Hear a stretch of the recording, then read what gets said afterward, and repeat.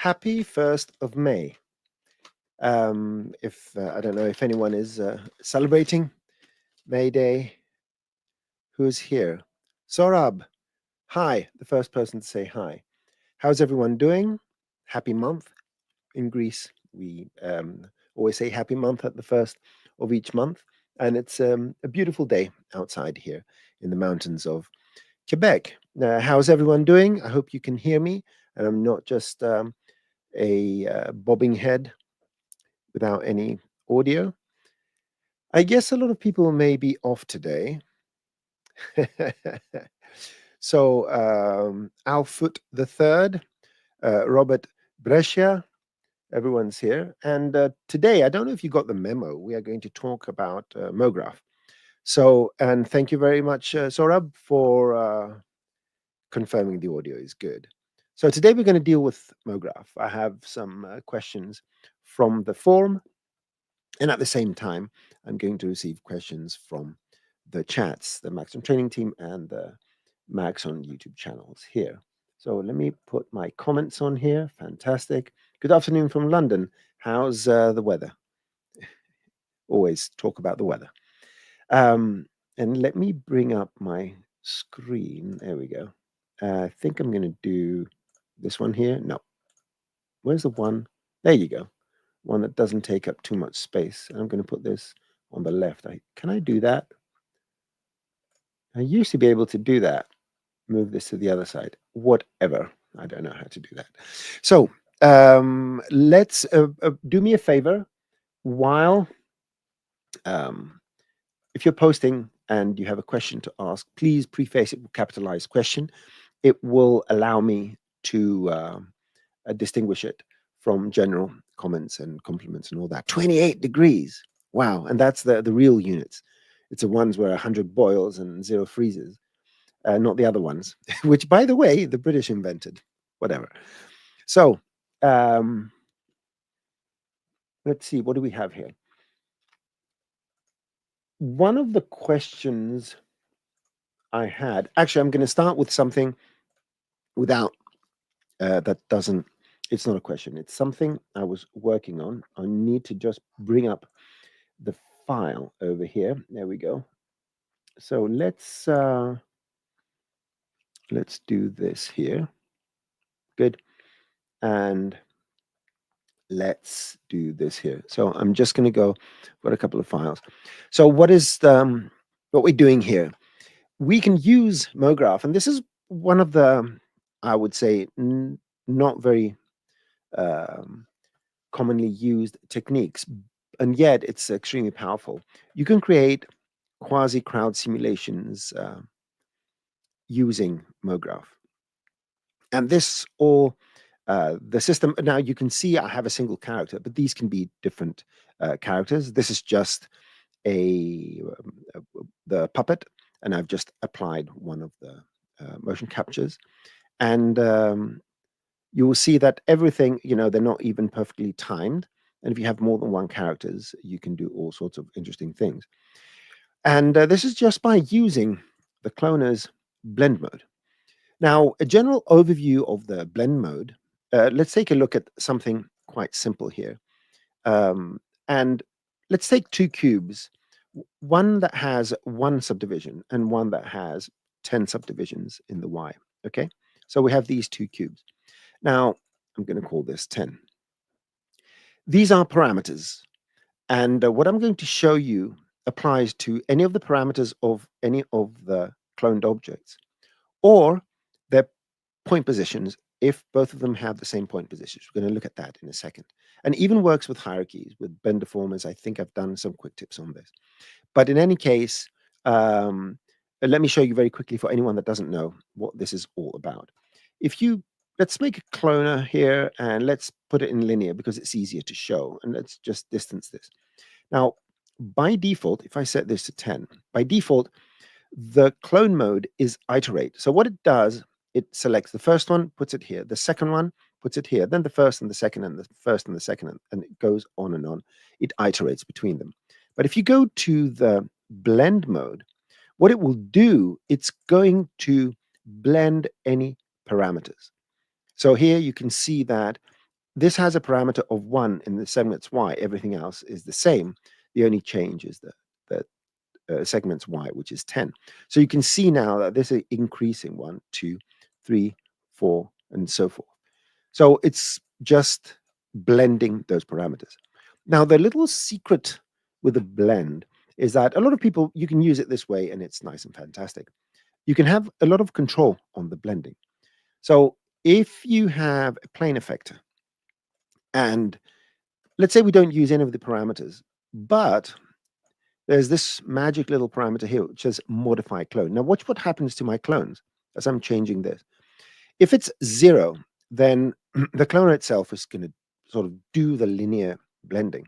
But if this is more than 0, now the effector is modifying the clone. It's selecting which one of the clones. So I'm going to put this at 100%. Now the effector itself, the value of the effector is either allowing Mograph to do this or the effector is doing this. And if I go and add a linear field in the y direction here, let's get rid of the color. What I can essentially do is change the number of segments depending on the value of my field. So the 0 value, you can see the arrow of the linear field is here, is going to be the maximum of whatever the blending is. And this is the minimum. So we're going to have the 10 on top and the 0 segments on the bottom. And the great thing is that you can go to this field and we can remap it. So I would go and do a curve. I'm going to bring this curve in the middle and control or command click to go there. And now you can see that the field is, you can see it's doing this little effect. And this can be anything, right? I'm just showing you this. What you see here is just one single parameter.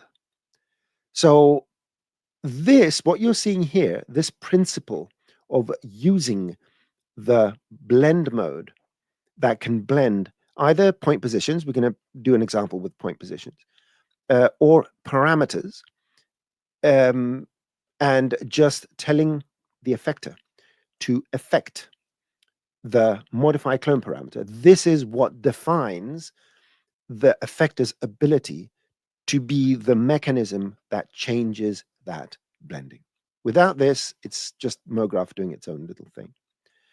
And this is what we're going to use, because I'm going to set this up. I have my character. I'm going to set this whole thing up so you can see what happens. These are Alembics. And what I'd like you to see here, the differences I have. What am I blending, right? This is the question. Let me turn everything off.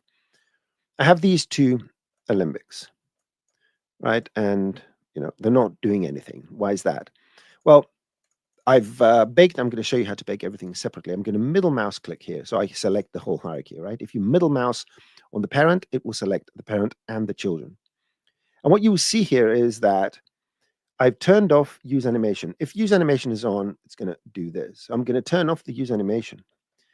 And I can choose which frame of the animation I'm going to use. This is a general Alembic trick you can use where you can select any sequence and just, take a model at a particular position.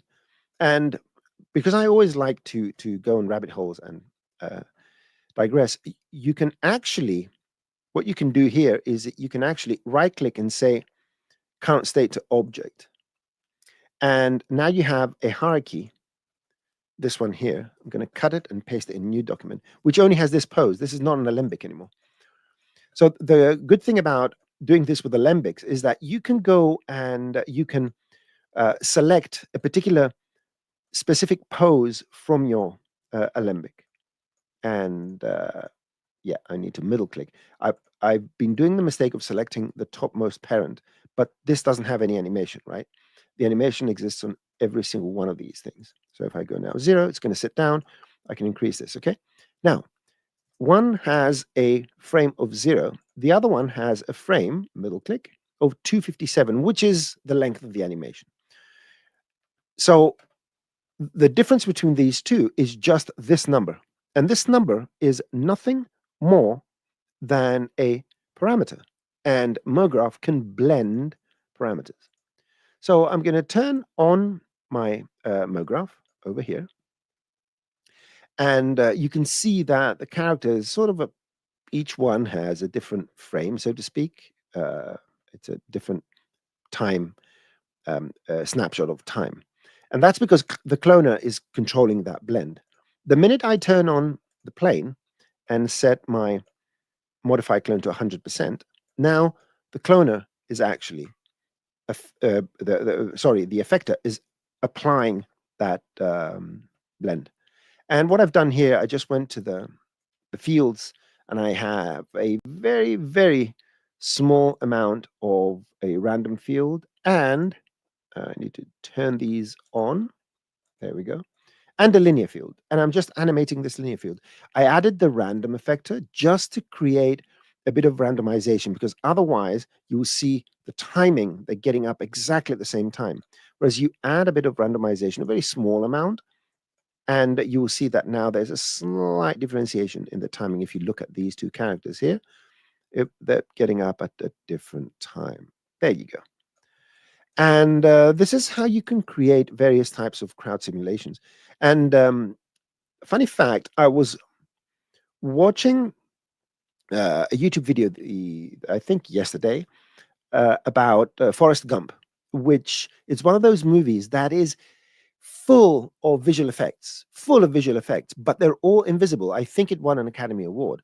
One of them was, I think, at the where's that building? Oh, in Washington, where they have a huge statue of Lincoln, I think.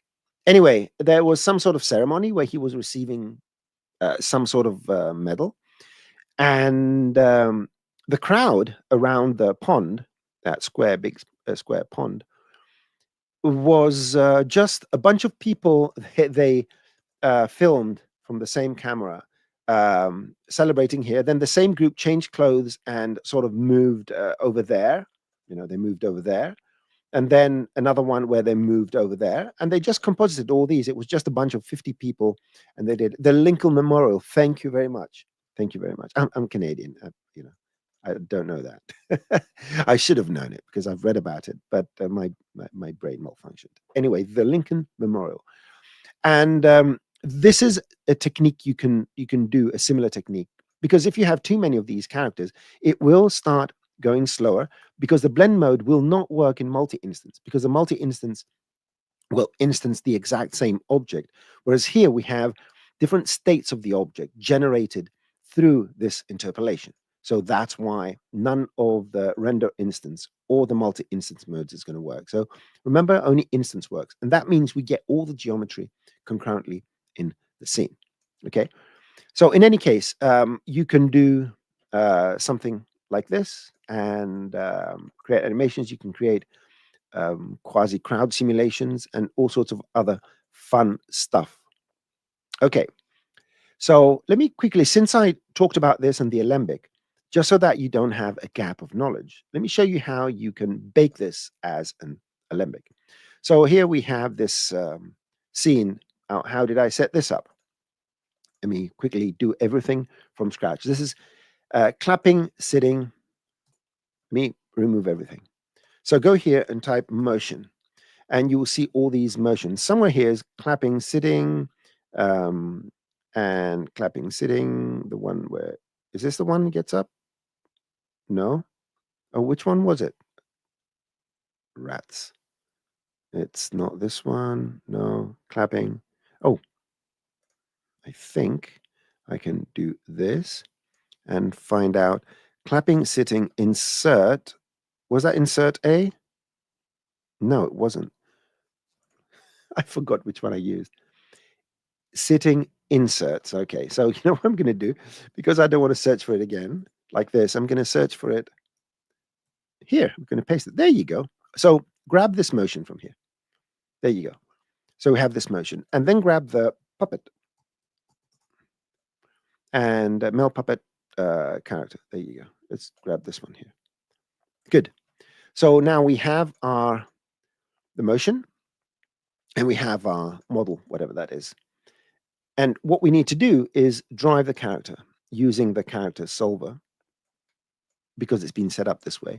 And we just need the source character. You're going to drag this little bugger in the source character. And that's just about it. So we have now a character that over the duration of the animation. Now, if you brought something else in first and then this, it won't adapt. So all you have to do is go here and look at the last keyframe and adapt your time.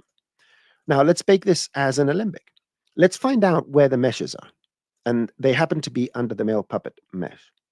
In order to save this as an Alembic, bake it out, and retain the hierarchy, because for whatever reason I want to add different materials to each one. If you don't care about the hierarchy, you can always go and connect it up. You can put it under a connect object, make sure the weld is off, and it will create one single mesh. But I want these to be independent. So you select everything. So you middle mouse button, and you select everything. And then you right click and you say, bake as Alembic and delete. You don't need to delete it. I'm going to delete it, but go here because this is going to allow you, first of all, to put the end frame. Usually this defaults at 90 frames or something like that. Just make sure you put it at the same final frame. Remove any of these parameters you don't need, just because it may add something. I don't care about any of the other things, cameras and all that. And of course, make sure you have selection only, so that only the ones that are selected here are going to work. And you can press OK, and it's going to bake it down to an Alembic. And there you go. You can remove everything else. I can get rid of everything else and now have my character here, which is just an Alembic. And this is now what I'm going to work with. Don't forget, make sure you remove this because you don't need it. Number one, very important, you don't need it. And it will, if you middle click here, you won't be able to see the parameters because it's selecting not only Alembic objects, but this skin, and the interface is different. So remove this so you can go and change any parameters like the use animation and the frame advance and all that. And this is how you create your two models. You're going to go to frame 0. You're going to make a copy of this, call this 0, make a copy of this, make it end, and just go and put this at 257. And now you have the full range of these two things. Anyway, so that's how you would go about doing this. Okie dokie. Let's see if there are any questions around here. And let's see, comments, quite a few comments. Let me go from the start. Good morning to everyone. And let's see, Dusan, hello.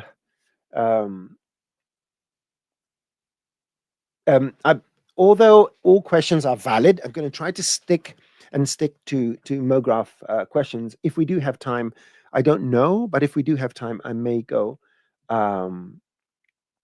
into a few more of these. So I'm just going to mark them here. Excellent. Sharon, hello. Good. Let's say the state of my junior Mograph. Wait. Okay. Here's a question. It says Mograph, and it says question. Can we control this, let's say, between n different states of my choosing, but with a Mograph weight, or by a shader effector, like making letters in a football match stands with people and so forth? The answer is yes. So let's make a simpler example. There was a video. Who sent me that video? Let me show you a video. So this is a video, and it's one. Whoops. It's one of those airport displays. Okay. So we can control these kind of things. So I'm not going to do it with graphics. Let me try and set this up. I decided, because I was going to look at this, I'm going to do this from scratch. And there's, I would say, a couple of methods you can use. I'm going to go with a simple. I'm going to go with something that's fairly simple here. So let's go, and I'm going to do it with planes. I'm going to just do it with a plane, just to make it even simpler, one by one, and point it backwards. I'm going to get an approximate size here. So 100 by, let's say, 50. Okay, good. So this is the thing that's going to rotate. I'm going to make it editable. I'm going to move my axes to the top. I'm going to keep things as simple as possible. Let's go to plus Y. There we go. So my axis now is up there. And I'm going to just go and do an animation of this. So it's never, yeah, oh, it's the second one. Good. Usually it's never the second one. So I'm going to go minus 180. It's going to be my first frame. Then let's time this 5 frames later. It's going to be 0. So go here. Whenever you're doing, I'm going to do a nice little bouncy thing here, which means I want it to accelerate.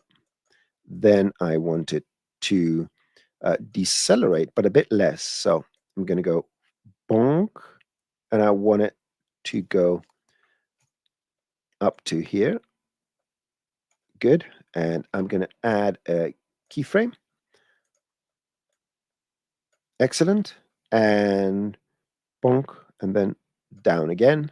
So I'm going to go down to 0. Set this to 0, another keyframe. And I want to make sure, oops, undo. I need shift to break this. You can use shift. And this should do sort of a little bounce. Bonk. Bonk. Yeah, that's a bit too slow. Let's do this. Undo. Let me just do this with a shift and use shift to keep these broken. There we go. Bonk. Yeah, it looks terrible, but it doesn't matter. Okay, let's move quickly with this. So this has an animation, and I'm gonna take a cloner. Let's go and make a few of these and bring them a bit closer. Remember, these are 50. I'm gonna make it 100, and you'll see that they're all sort of animating. They're going to be animating in unison. Now, to get them to animate, you need to reset the coordinates. So it does everything. Or if you do this, you can control the animation using an effector. So let's start from the beginning. I'm going to go here and make sure that this is at 0, 0, 0. Okay. And it goes up, and then the whole thing falls within a few frames. And I want to control this animation using Mograph. And let's bring them a bit closer. There we go. And increase the number of these and more of these. Good. And just to make them look a bit better, I'm going to go for speed reasons. I'm just going to go to the standard render, create a material, and just make sure that I'm going to use a normal shader. You can do this with normal direction. You can do this with redshift as well. So color 1 is the front, so it's going to be orange, and color 2 is going to be blue because it's going to be the back, just to comply with what Cinema 4D does here. And that will allow us to sort of see the front and the back of each and every one of these. Okay, so let's go and see how we can play this animation. Now, triggering an animation to play is it's more complex. What we're going to do now is just control the advancement of the keyframes. So in order to do that, you need to tell Mograph, instead of play, to be in fixed or fixed loop. Fixed in this particular case. Now, it shouldn't play any animation now, because the animation now is controlled by the cloner. Now, you can always offset these, but this is something I'm going to do with the effector, not the cloner. Sorry, I meant the effector. So I'm going to get a plane effector, make sure this is not on, and time offset. So I've got about, how many frames do we have here? 13 frames, all right? So that is the kind of offset I want to achieve here. And basically the effector strength is what's going to give me the animation. And here now, I can get a linear field and drag it up outside. And you can see that I'm going to go the opposite way. There you go. So if I want it, the minus X, if I want it to go this way. And this is controlling the animation. Now, if for any reason you want this to show letters, for example, as was mentioned in the question, it's all about controlling how this is going to look. I'm going to make it bigger. And I think I can use render instance because the model is not changing. It's just animation. Oh, it's not. Huh. Multi-instances? Let me see. No, I don't like that. Okay, whatever. Instance. Let's do this and reveal some sort of text. Boop, boop, boop, boop. Okay, so let's fix that text first of all. I can go to the plane effector and I can add, let's go and get some text here. I'm going to get a text spline and make it larger and bold, maybe something that has, this is the one that comes up. Let's do this because it's got bold. It will be very pixelated, but we don't really care. So now I'm going to go to the plane effector and drag this in here. Okay, so let's remove everything else. And we need to make sure that we're masking it in the direction of the Z. So there you go. You have, this is what you have here. Now, what's going to happen here, just very simply, when this passes through, it's going to cover everything. So what I can do here is get the text to multiply. So it will negate the effect of, oops, wait a minute. The text is going to, oh yeah, I turned off the wrong one. Sorry about that. There you go. So now as it's moving, it's only creating animation for that particular thing. And anything that can be encoded as a field can be used in this particular thing. Let me give you an example. Let me go and turn these off, all right? What if I want some sort of growing effect that will affect these things animating? How would I do that? Well, for me, the simplest method, right? There are many ways you can do this, is get a plane, raise it up, and make it the same size of the thing you want to affect. And make sure you have enough subdivisions, right? So let's do plenty of these, okay? Now, what am I going to do with this? This is going to be invisible. It's not going to render. For now, I'm just going to leave it visible in the viewport. I'm going to go and add a vertex map. And let me remove my icon just in case I go to the bottom right of my screen and I'm covering something. I always forget to do that. So now we have this vertex map, which I'm going to seed using a little sphere. I'm just going to put a very, very small little seed over here. And then I'm going to use a freeze layer. And I want to grow. And this is going to grow. As you can see, it's growing, it's growing, it's growing. Let's set this to 250 or 600 or 1,000. I don't care. And in the radius here, the freeze, I can put in the radius some sort of noise. And this is something that we have seen many times. I think the first person to do a tutorial on this was my very good friend, EJ. And let's see what this is going to do. And you can see how the noise is growing. Just going to make it grow faster by extending this to, let's say, 30 centimeters. Good. So now we have this value here, right? This vertex map is a value, but so is the text spline and the linear spline. All I have to do is drop this in here. I can make this invisible. And now the animation of these things is going to be controlled solely by the growth of that thing you're doing. Look at that. And the same can be done with a video. So you can go here and instead of a vertex map, you can add a shader effector with some sort of video in it and make these go up and down and so forth. So the bottom line for this is once you get to the point where you can control your animation using a field, then how you drive that field is totally up to you. Totally up to you. Okay, let's see what's happening here with oh, Konstantinos. We have a Greek, another Greek. How many Greeks are here? Raise your hands. Um, or even wannabe Greeks, all right? Greek, within Greek ancient tradition, a Greek is a person that is educated in Greece. And in Greece, we consider anyone that speaks Greek to be a friend of the country. Um, at certain historical times, this didn't work as well as we expected. But nonetheless, we're quite accepting. If you speak Greek or try to speak Greek, we will accept you. Um, let's see. What else do we have here?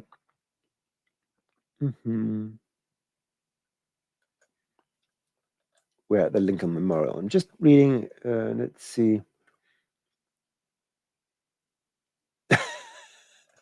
That's a good question. Um, Unrelated to Mograph, but related to everything, including Mograph. Um, how to stay motivated and productive, not easily get bored or distracted while doing 3D? My answer is I do not know. I'm a serial procrastinator and I get very easily distracted. If I find a problem that seems interesting enough to solve, as many of the people that ask questions on Twitter know, I will get into that. But once I solve it, I run out of ideas and I get very bored. So please ask your questions and please send me ideas for all sorts of tutorials and stuff like that. By the way, I want to inform you, I'm going to do an interjection right here in the middle because I want to. So, yesterday, I posted a 4-part series 1, 2, 3, 4 about how to capture um, facial performances using the Moves by Maxon and various ways of using this on your custom rigs. The only reason I did this because it was requested by someone on Twitter. And I'm just going to say the first name. It was Kelvin. And yeah, because you define the needs, your own needs. And by asking your questions, you're giving me some good food for thought to do things. And by the way, I did one more because we were doing the Mograph thing today. I recorded one more tutorial about how to generate Mograph data using nodes. Now, this is a bit clickbait, but it works 100%. So watch these, enjoy them, and let's move on. Let's see where we are with our questions. So, there's nothing, no advice I can give you about not getting distracted. I'm very easily distracted, and I have in front of me 6 monitors, 2 on the back, um, one more computer over there, which I tried to turn it off as well, it's over there. Um, Another laptop there, and a few defunct laptops there. Yeah, I have a lot of toys here. Now, I'm going to answer some of them. It will have to rig a truck or car with a trailer camera attached. Yeah, that would be a good one. Yeah, we're tight on time. I will take a note from this. I'm going to just say hi, Konstantinos. Um, let's see. All right, let's see this question. It says Mograph. I saw a video controlling cloner instances with Polygon selections. I found a workaround to do it with a vertex map, but it's still there a fast way to do it with painted maps. When you say controlling, you mean making them visible or not? Um, I mean, you can, right. Let's try something. Yeah, does anyone want to try something fun? I'm going to try something I did years ago, which relates to Mograph and, drumroll, body paint. Okay, let's do this. And what I'm going to do, I could do it with trees. I'm going to do it with cubes or cylinders. You know why? Because they're little and light, and I just want to get moving with this. Okay, let's do this, and let's do that, and let's put a bunch of these and a bunch of these, and I'm going to set multi-instances. So let's see what we're going to do here. I am going to try, so I'm going to attempt to use to paint on something, and that painting to make cylinders visible. So I'm going to get a plane, going to make it larger. I'm going to increase this to 200 and 200. I'm going to make it editable. All right, I'm going to make it editable. Let's see how this goes. I'm going to save this. Okay, I'm having problems with my shortcuts. So I'm going to call this paint trees. Why I would call it paint trees, I don't know. Okay, so let's go to paint. Let's select paint. And let's go to the wizard. This little magic thing here, wizard. No, that's the selection. The wizard is, there we go. The stars trick me. These stars, this is a wizard. Select the plane, not the cloner. I want the plane. And do next, next, next, finish. Okay, and close. So this should have a material on this now. There you go. I have a material. Good. So first of all, let me fill this. I don't know if this is going to go totally south, but that's the fun. So I'm going to use white to fill it. So this is white. And I'm going to go and paint, or I can do black. I'm going to fill it with black. And I'm going to use a white color to paint. Good. And middle click drag to make my paintbrush bigger. Good. Okay. Let's do an attempt to make this work. Let's go to objects. Let's go here and add. We don't have all the menus, so I'm going to go with my shift. I'm going to add a plane effector. And in the plane effector, I'm going to turn on visibility. And in the fields, I could have used a shader field. I'm going to use a plane effector. Anyway, we'll find out if this works. At least the thought process is going to be interesting. So, sorry, let's go here and use a shader field. And let's turn off my face so you can have the benefit of the full screen. And in the shader field, I'm going to go in the field and load the color, because here we find what's loaded. And it's this thing here, the black thing I've done. And now, the moment of truth, if it doesn't work, just erase it from your memories. Or if I can say, I'm going to raise a little light, an LED, I'm going to say, please look into the pencil. Okay, where were we? So this shader effector should control the visibility of the clones. And I'm going to go here and I'm going to paint and press A. So this is not updating. Have I? It's here. And, oh, I need to save it, of course. So I need to save. Do you want to save changes to the texture of this project? Yes. That's unfortunate. Why am I not getting it? I thought once I did this. So the shader field is reading this. Good. And I'm going to try with the shader effector. Maybe, I don't know, maybe a shader effector is going to work. If it doesn't work, just forget about what I'm doing here. And let's go shader effector. Let's do this. Shader effector. And let's go to shading. Let's load this matte color. Oh, so it's got two versions. The saved one with an absolute file. Okay. And this parameters should be not scale, but visibility. I do not know why this is not working. I should be getting something here, unless it's something to do with the UVs. There we go. I think Y minus.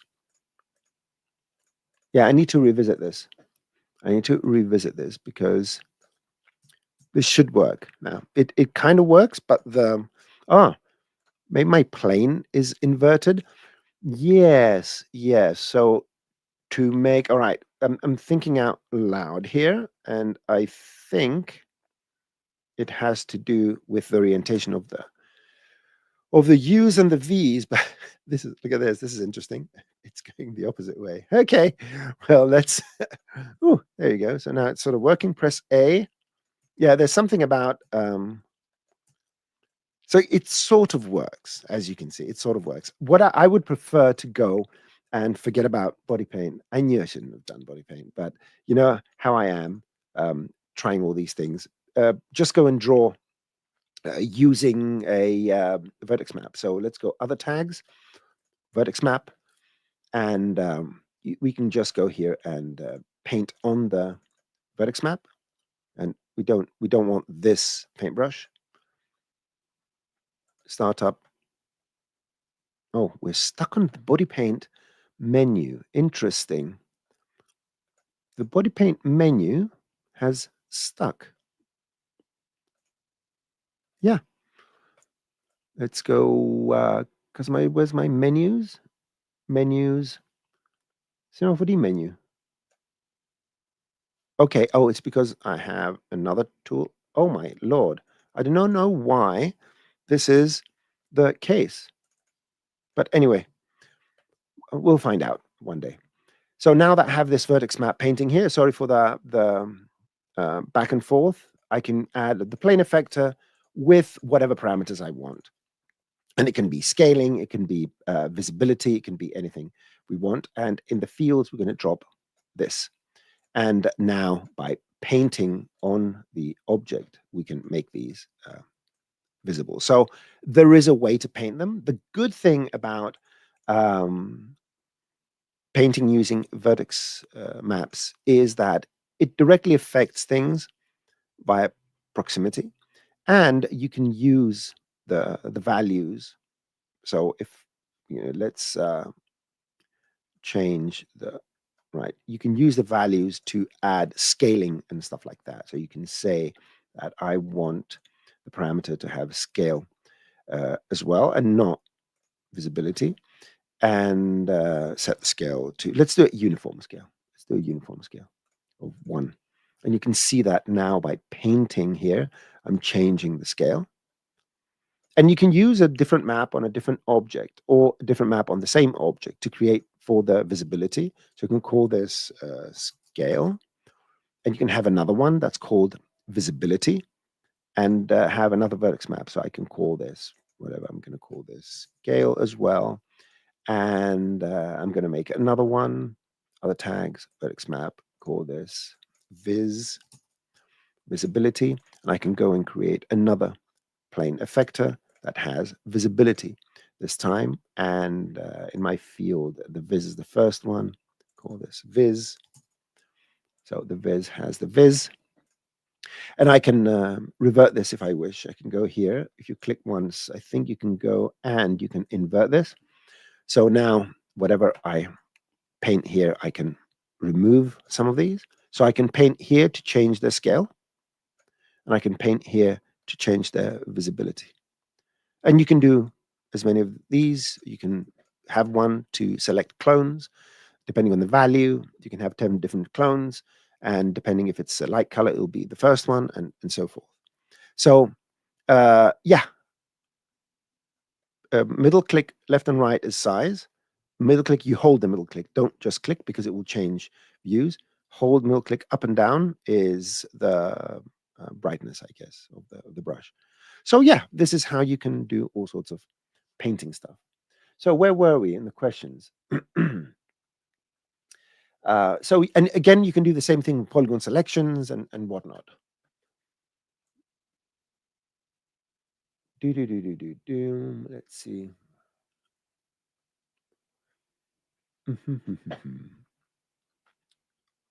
Let's see. I'm having various requests to add AI. No, I'm not a fan of AI. I have no problem people using it, but I don't. Dean, you're late, but you can watch it in replay. And if you're wondering, go to the Maxon Training Team YouTube channel to watch everything recorded. Fantastic. Let's go. Thank you for your compliments. Can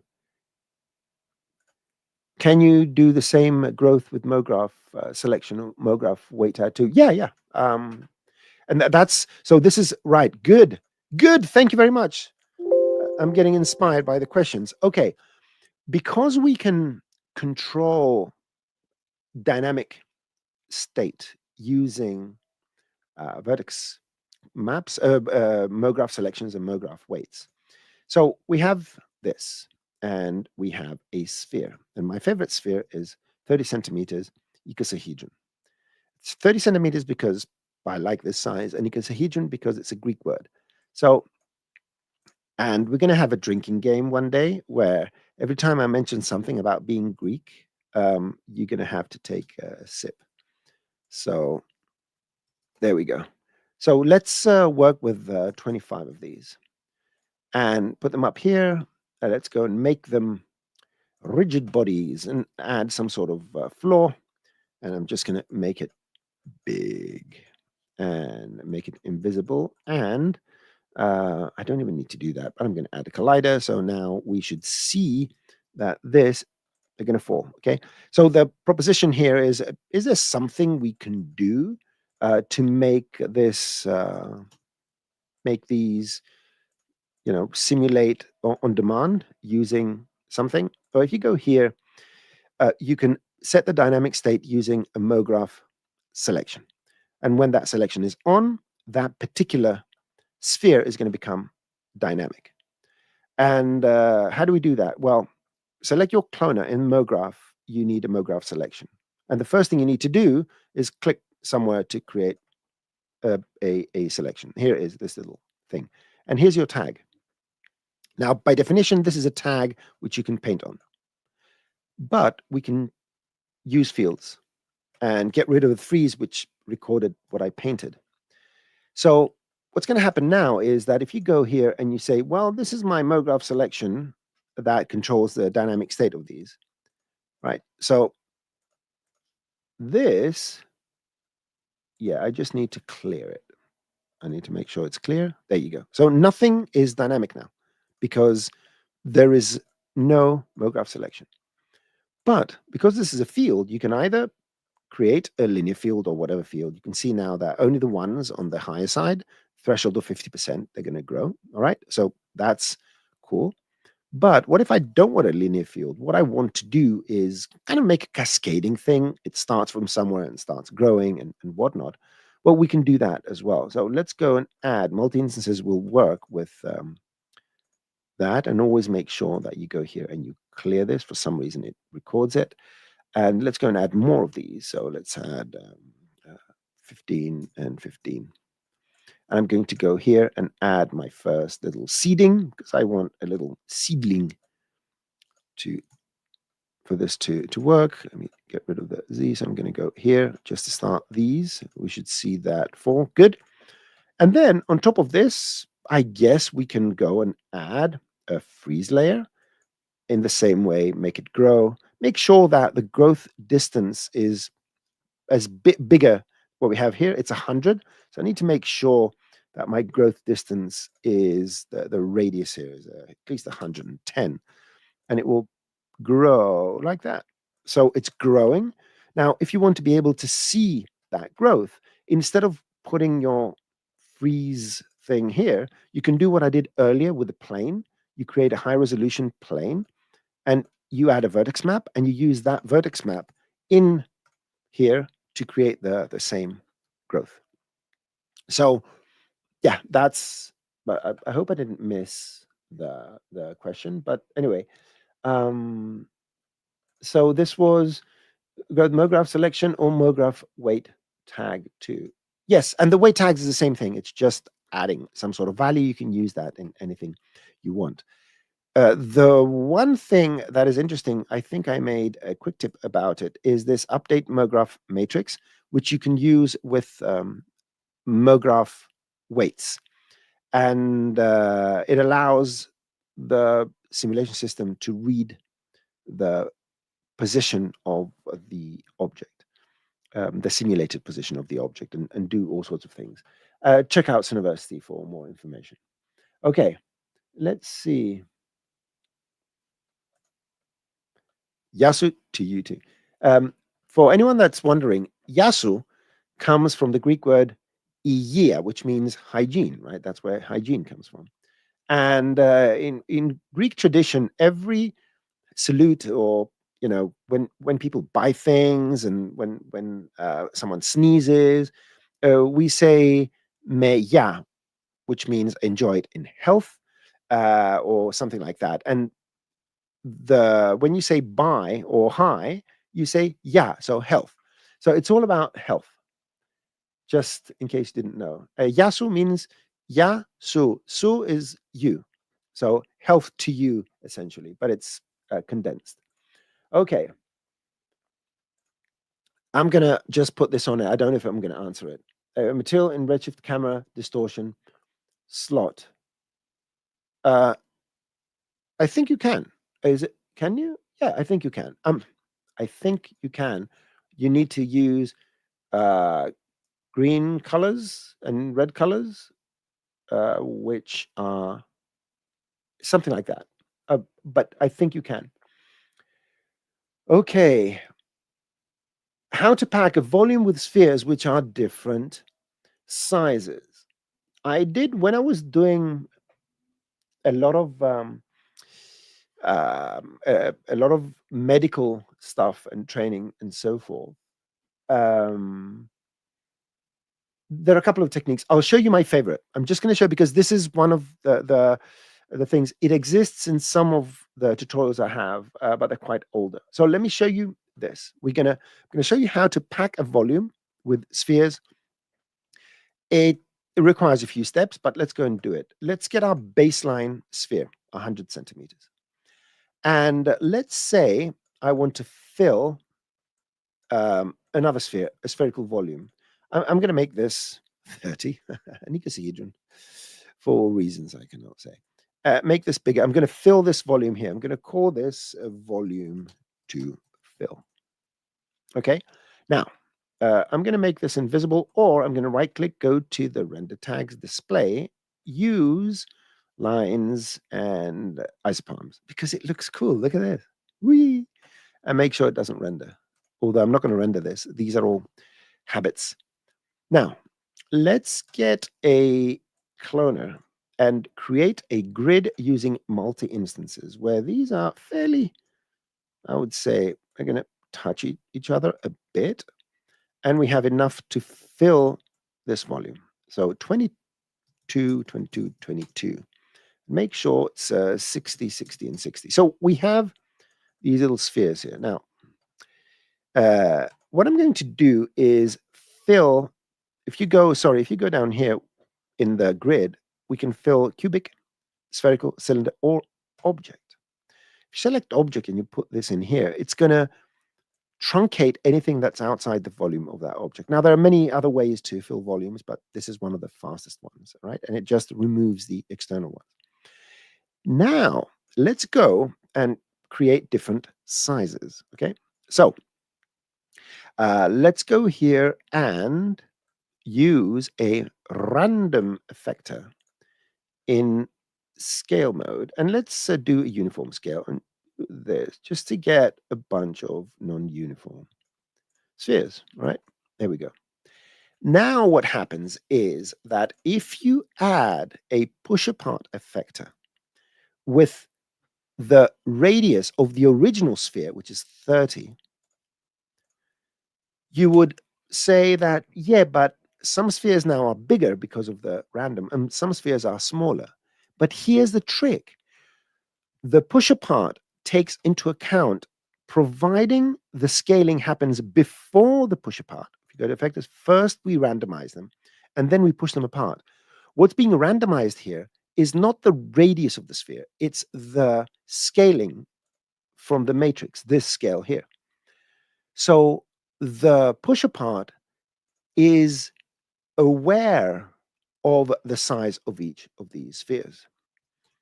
So what you have in this particular case is a very good case of spheres that do not overlap. And if you set this to a couple of centimeters larger, you even get a buffer. Make sure you increase this a bit. And from this point onwards, what you could do is then just use simulations. But at this point, right now, we have no overlapping spheres. You know, you can look at that traveling to the center of this mess. As long as you click on another surface, look at that. We went through the mess. And let's go and do that. I'm going to go and remove, I don't know why I'm doing it, but I find these things to be very much fun. Let's remove the gravity. Let's make this a rigid body. Make sure that the collision shape is sphere, or the auto is going to revert to a sphere. I'm just making it a sphere. And no gravity. Press play. Let's see how long this is going to take. I'm going to have a sip of coffee. The fact that they're moving around means that there is a bit of overlap, which may well be because of the search, the radius. So, which means the thickness of these objects. So let's see. Give it a couple of seconds. Even less. So what I'm going to do is make sure that my push apart has more. See, iterations, because it creates an iteration. It goes slower every time you iterate. And let's set this 35. See, it takes a few seconds to see how many of these. But even if you do have some of these, there you go. Nothing moves. That means there is no overlap. But even if you did have some sort of overlap, one thing I like to do is go to the simulate and add a force. And force creates a mutual gravity between each and every one of the objects. So it's going to try and coalesce them, bring them together. So initially, they're going to distance themselves, and then they're going to start filling in the volumes. So now they're nicely settled. So there are very little gaps. And from this point onwards, I think you can go here and custom state, initial state. There you go. You have your initial state. Set your initial state. And if I'm not mistaken, this is where this is going to start now. Ooh. Why did it explode? I do not know why it exploded. I do not know. I need to look into that. So get rid of all these. Okay, I can't get rid of all these. I need to look into this. It could be a little gremlin, right? Initial state. Okay, I'll take a look into that. But this will be the method by which you're going to go and create this. Okay, let's see where we are now in the questions. Ba-dum-bum. So this is what we answered right now. Bagman.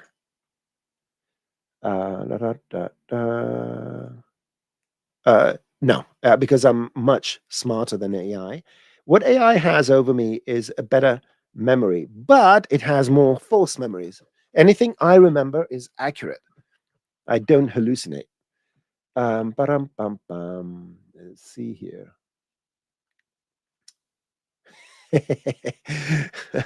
You love it because of the experiments. Yeah, it's mostly what we do is entertainment, but we try to add an educational element to it as well. I think it has something to do with taxation. Anyway, let's see. What is this question? Let me read it.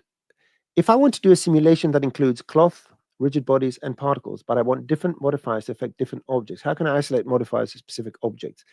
It depends. Different parts of the simulation have different ways. Yeah. Can you animate or blend vertex maps? Yeah. By the question is, what do you mean animate? You can bake them. You can change.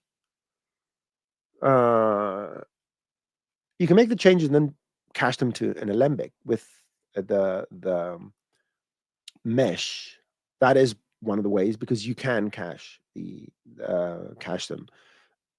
What else? Can you do a point cache? I'm not sure. But if you can come up with a bit more specific, because you can animate. Do you mean a static vertex maps? Okay, let's try and let's try and so break this down. Okay, make this editable, and let's go and create, right-click a vertex map. Okay, so we have a vertex map here, and this is called 1. And we have another vertex map, other tags here, and this is called 2. And you want to animate between 1 and 2. Yes. Let's say we want to make some sort of reveal, or I don't know, a mix. Well, you create a third one. I'm going to call this, guess what I'm going to call this? I'm going to call it 3, or 1 plus 2, which equals 3. And you're going to go here, use fields, and drag this one, and drag this one. So now you can sort of do this, or use a mask, or do a noise revelation, or whatever. So that would be a way to do it. And you can do some sort of keyframing. I don't know if this is going to work. And yeah, you can animate them, I guess, if this is what you want. Okay. Oh, more Greek words. Kalispera, which means good evening. Okay. Or afternoon. Depends. We don't have evening and afternoon. Yeah. Update matrix saved me on a project. Yes. Any news when the fluid simulation is going to be implemented? See, I asked the question and I'm not going to reply, because even if I know, I can't say. The information that's out there is the information that's out there. Okay. What is this? I'm losing constant. Instead of using an image file, I know, I would like to know if it's possible. Oh, between Redshift, camera, and material. I don't know. Hit me up on Twitter and let's take a look at that. Okay. We have put a ramp on Redshift Dome. Yeah, I don't know. I don't know, because I didn't. That is something, if you feel, my advice in terms of new features and all that, you're wasting your time telling me, because it won't make any difference. If there is a let's say a large number of users that expect something to work in a specific way, the best way is to contact Maxon through the official channels for ideas and stuff like that, because they do monitor those things. They do monitor. It's just one of those things where everyone thinks that they don't have a voice, so they don't. They self-censor. So most people will not send an otherwise good idea to Maxon, because everyone thinks, Maxon's not going to listen to me. But then more people would have the idea, and if everyone thinks that way, then Maxon is never going to get the memo, right? So there are channels of communication. Send requests, talk to support if you feel that something's not working well. Talk to customer support, go through the channels. The more these things become obvious to Maxon, the more chances they are going to be addressed, because the list of things to do, the requests we get and all that, we can be developing constantly, 24 hours a day, 1,000 people writing code for eternity, and we will never be able to implement all these ideas. So make sure your ideas are heard, so that Maxon can prioritize. Okay. Let's see.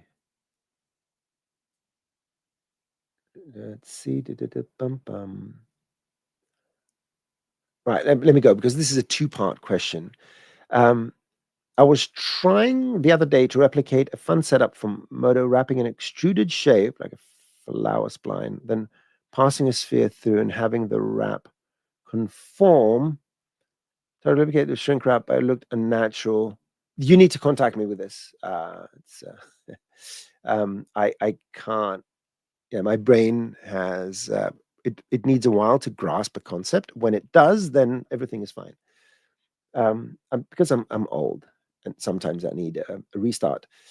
Okay. Oh, that's a good question. Who should we contact at Maxon? That's a good question. I think there is something here that says post report bug idea. That's one way. So you go here, or you go to Maxon support. So try through Cinema 4D, say it's an idea, write down your ideas, and of course, report bugs. If you have bugs, report them. If you have crashes, please send the crash report. And Maxon is not going to use your personal data. If please, if you can, sign up for analytics. Allow Cinema 4D for analytics because we need a better image. I understand we live in times where your personal information for some companies is the most important asset. Maxon doesn't do that. Maxon is based in Germany. The laws in Europe about the personal information of people are ridiculous. And I'm a conspiracy theorist when it comes to how companies are using our data. Okay. I feel that they're counting the number of hair I have in my beard because that's somehow going to help them. And yet, I know for a fact that Maxon is extremely not only careful, but only uses and takes the data it requires. So if you can turn on the analytics so that crashes and all those things, the sessions you're running, it's anonymous. It has nothing to do with your license or anything like that. And Maxon gets a general idea of how Cinema 4D and the other products are performing. So you, in the long run, it is going to be a service to all of us because it gives Maxon a better idea of how the software is used and what are the pain points. Okay, so let's see. And we have personal testimonials here. Seems to listen a lot more than other software companies. Okay. Okay. Uh, yeah, because we like to make better products. All right. And you know, we're trying very hard. So, projection deformer, maybe. Yep. For the previous question. What time is it? Oh, it's 8 minutes past 12. I have a couple of minutes. I'm just going to go quickly through here. Uh, let's see. Yeah, the construction tools and the measuring and all that. Yes, that will be something good. Um, what is this? Hi, Noseman and everyone. Hello, everyone. Hello. Extruded architecture. Good. Is there a way to spread a group of same objects with different frequency? For example, plants usually are spread in groups of some species. Any idea of control it easily? There's no automated way to do it. You can set it up in various ways. Um, Let me actually. I have a good idea for a Mograph tip here. Okay, so so so. Okay, think about this. I'm going to create a cloner. I'm going to have three types of objects. I'm going to have the cube tree, which is like this. It's a magnificent tree. I'm going to have the sphere bush, which is kind of like this. And I'm going to have the conifer tree. That's why it's called conifer, because it's conic. But anyway, I want to make a pun of this, right? Now, these three trees grow in different frequencies, right? Okay. So let me go and I'm going to do a very quick one, multi-instance, and put 30 and 30 of these, all right? Good. And I'm going to randomize it. I'm going to make this very quick. So randomization. Now, what are all these trees about? So the sphere bushes, they grow more. So we want more of these. And I want them to be, because this is a random distribution, it's going to have approximately the same number of cone fir trees, same number of sphere bushes, and the same number of cube trees. All right. If I want to have more cube trees, what I have to do is copy that over here. So now we have double the amount of cube trees. Now triple the amount of cube trees. So 1, 2, 3, 4, 5. We're going to have 20% of these, 20% of these, and 60% of these. So even a simple hack like this, now we have 1, 2, 3, 4, 5, 6, which is 100 divided by 6 would be 18, something like that. And is it 18? Yeah, divided by 6, around 18 or something like that. So it's 18% plus 18% plus 18%. That's 54%. So about half are going to be cubes, and then 80% this and 36% this. So this is a very fast way for you to do that. Now, in terms of how much space they take up, that's a different thing altogether.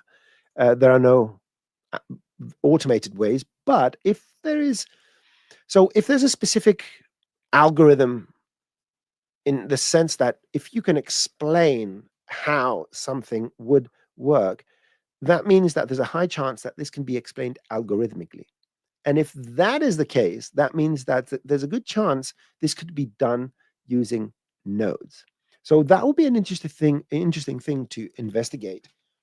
And since our parent company, Nemetschek, is very focused on engineering and architecture, maybe a solution like that will be something that more of our clients or potential clients may want. So what I want you to do, you have work to do now, extruded architecture. You need to uh, get in touch with me, either through the form. Go through the form. I'm going to give you the links in a second.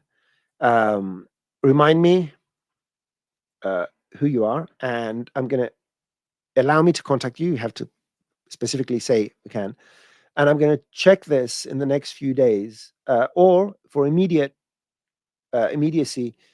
just go on Twitter and find me, and just in case. There you go. This is who I am on Twixer. All right, that's who I am. And where am I here? I lost my chats. There you go, my comments. So contact me and tell me, maybe that will be an interesting project. News project. And yes, send a message, the GIF or something like that. Mm-hmm.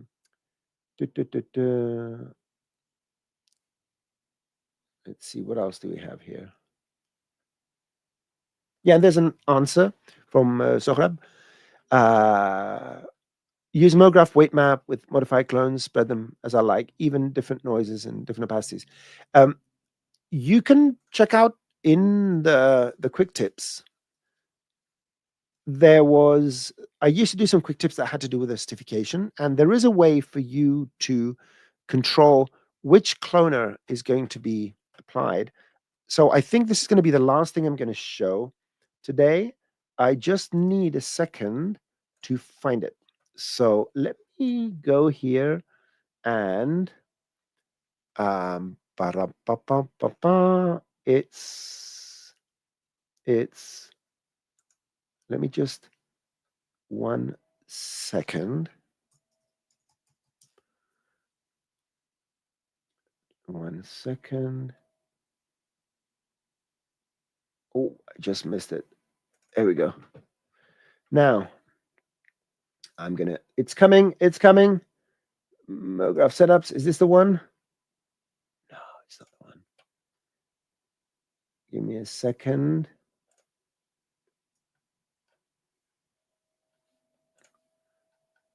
I have so much stuff. 1 second. And I have so many. Mograph dynamics, Mograph tracer. Why did I do this to myself? Of setups. Mograph. No.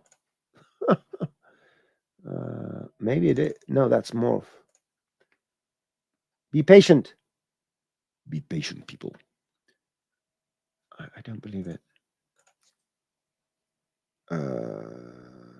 Ba-da-ba-ba. Sorry for the gap. Oh, anyway, I'm going to just do it here for whatever reason. So we have a tall object, and we have a shorter object, and we have a little object here, okay? And I'm going to call this 1 for tall, 2, and 3. So I did talk about the blend mode here, but there's another mode, the sort mode. And what the sort mode does, it allows you to choose which and every one of these based on some sort of uh, effector or something like that, using a similar method as the blend. So let's assume I want to put the taller ones here and the shorter ones down here. And let's add more of these on the Z. There we go. So what you would do is you set this to sort mode, then you would add your plane effector. Make sure the plane effector is set to modify clone. You can see, so it's choosing the appropriate clone. And then all you have to do is just add your field, your linear field, or whatever you need here to control which one you're going to choose. So you can use values to choose between them. And usually, the usual way it will go is let's make 10 of these and one of these. You can sort of measure it, the percentage, how much, you know, where it's going to choose what. And you can always experiment if you're not sure how something is working. Just experiment. There we go.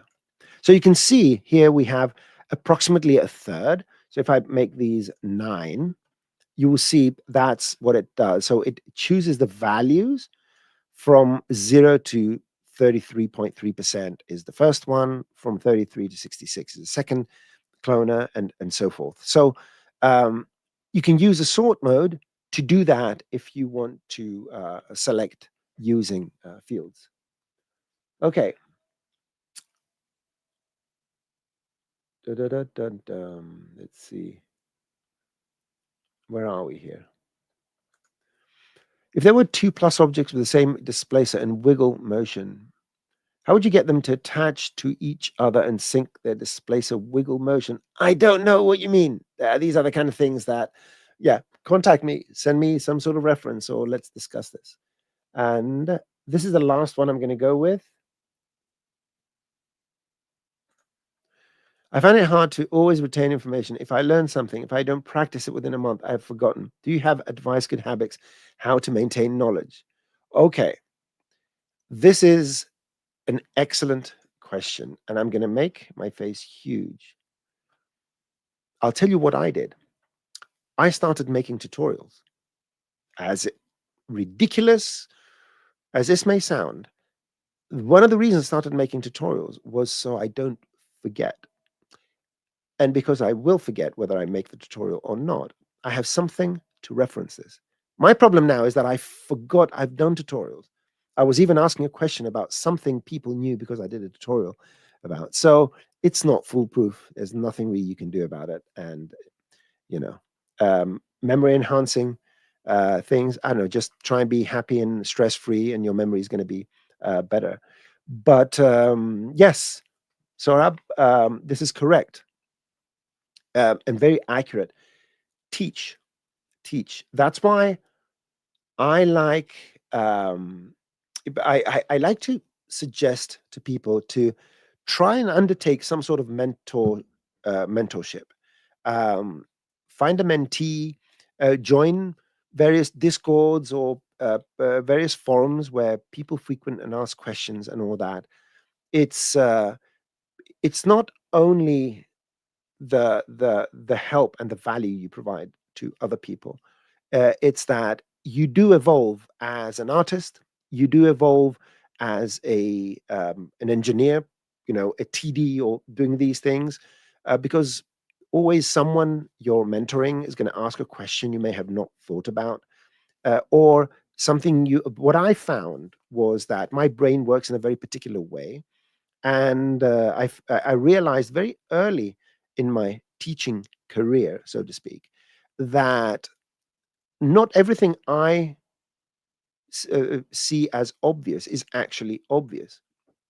And it's not about the complexity, it's about the way, the point of view of seeing something. And this has taught me more things because I'm looking at things from different perspectives as well. Because the mentees or the students will always ask questions from their original point of view, and their minds are not tainted and not fatigued by constant interaction with the same tools and the same software and so forth. That's why I'm asking all of you constantly to ask your questions.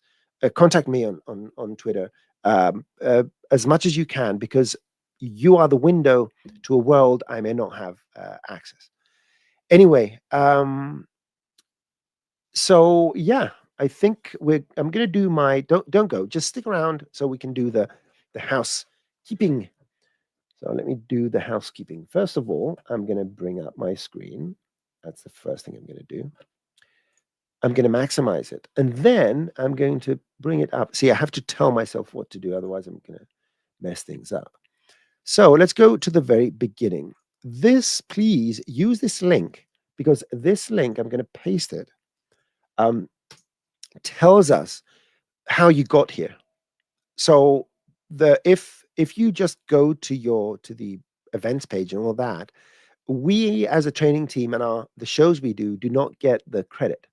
So we need to make sure that if we are doing anything which benefits you, if we are doing shows that you like, that Maxon gets that information. So by using these UTM links, they know that this link you're going to post here came from Master Trainer. That's why the different shows have different UTM links, and it's very helpful for us. This is similar to when you call customer support at your cell service or any provider. They say you will get some sort of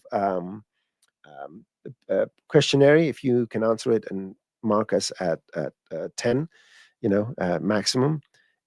So maybe we need to do that, maximum, and start having bragging rights of how many likes everyone got. Okay, Max on events. Here where you ask your questions, go through the form, fill it up, allow us to communicate. We can't get to all the questions. I understand that it will be great if I could do this full time, just answering people's questions. Unfortunately, I cannot. I have to pick and choose and deal with the most popular things, or the things that will have more of an impact. So I do apologize if I don't get to your question. Let's go to the Maxon events page, where you can see what's going on, what shows we have, which shows Maxon is participating in. And we're going to FMX. I've been there. If you're in Germany, go. It's a fantastic show. Barcelona, off, and various other events that are happening. Maxon Training Team YouTube channel. The two main Cinema 4D channels, Maxon YouTube and Maxon Training Team YouTube channels. This is where you watch these live. If you want to watch them recorded, only the Maxon Training Team will have the session recorded, and it will have the timestamps and comments kindly provided by a very good friend, mentor, Dr. Sassy. And it would be great if in the comments you send him hello as well. He's always looking at the forums and helping people.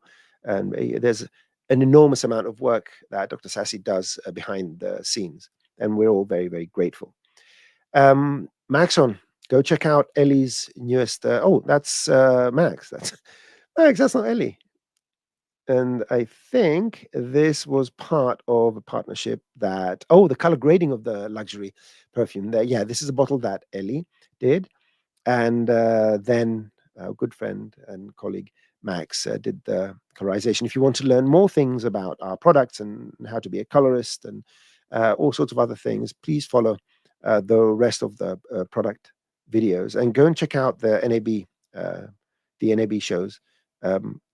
I think mine was the one I enjoyed most.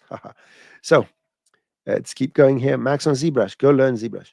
Now, coming to a couch in your living room, you can sculpt on your iPad. I mean, how cool is that? You can sit on your couch and you can tell your boss that you're working. If you're your own boss, you can tell yourselves that you're working and feel much better. University, just Scouse University. We have an enormous amount of information here. And let me know how you feel about these. If you need more information, if you're working on a project, it's fun. If you use any of these techniques, let me know. Always makes me happy. And if there are tweaks or niche things you're trying to do, please let me know. I'll be very, very glad to help. And on that note, I want to thank everyone for participating again. You make the show, and I'll see you in, I guess, maybe a couple of weeks or something. Check out the schedules and the events page. And yes, thank you. Now I need to click on the right buttons here. So self-producing here. I told Max not to trust me. He didn't listen. Okay, here it is. You're going to see a QR code. I'm not even sure it works, but give it a shot if you don't want to type the UTM links. And again, take care, everyone. Enjoy your 1st of May, and I'll see you soon. Toodaloo.